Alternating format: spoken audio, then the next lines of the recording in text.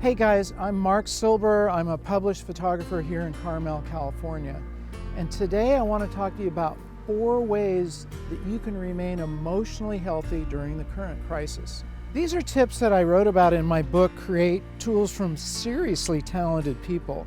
The first one is make sure you're getting out for a walk. Understand that could be challenging, but there's ways to do something that's like a walk, where you're getting out and getting extroverted.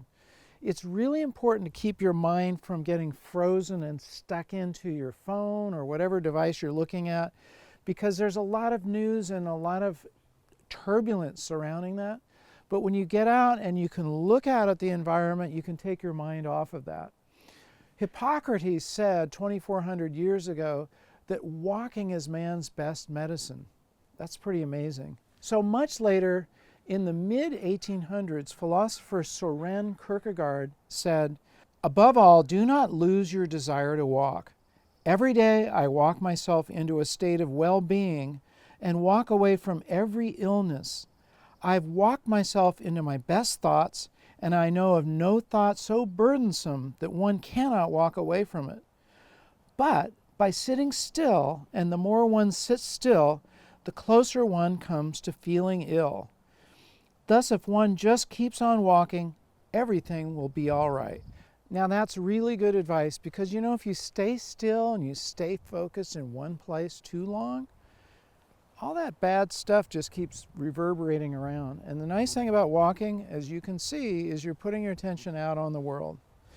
And Thomas Jefferson actually had a quote about this as well. "The object of walking is to relax the mind. Divert your attention by the objects surrounding you. Walking is the very best possible exercise." Get off your phone. You're just undoing everything if you're there looking at your phone while you're walking. Put your attention out. And as photographers, this just gives us all this food for our photographs. So point number 2 is do what you love to do creatively. Socrates, who lived about 400 BC, a little while ago, said, "Truth will set you free." And the thing is, whatever you're studying, if you're studying about your craft as a photographer, there's going to always be a little bit of freedom connected to that. So that's really important. That little bit of freedom can add up. So make sure you're putting time into your own study and improving your craft as a photographer.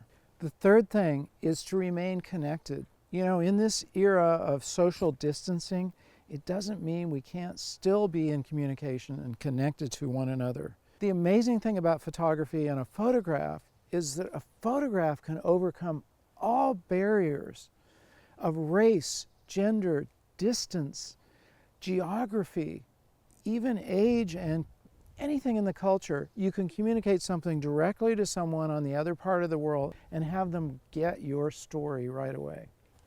Okay, the fourth point is to know there is hope, and to realize by looking back at similar things that might have happened to you before, you can kind of reflect on the fact that you made it through that experience and you're going to make it through again. I have a little story. When I grew up during the Cold War, which was before a lot of you guys were around, the United States and what was then the USSR were basically not directly at war, but they were stockpiling weapons at an enormous rate that was very frightening.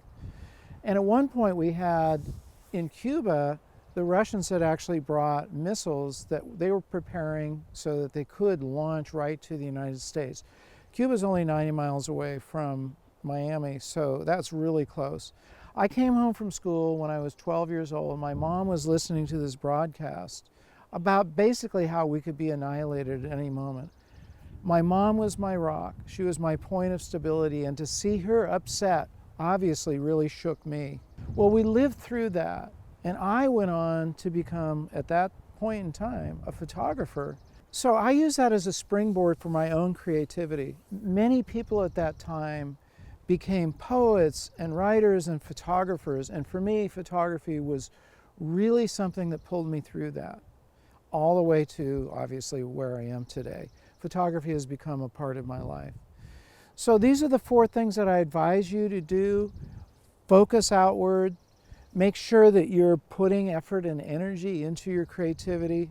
Stay in touch and realize that there is hope. We're going to make it. I really enjoy having you along with us. Make sure you hit the subscribe button so you don't miss any of our new videos, and enable the bell so you get notified.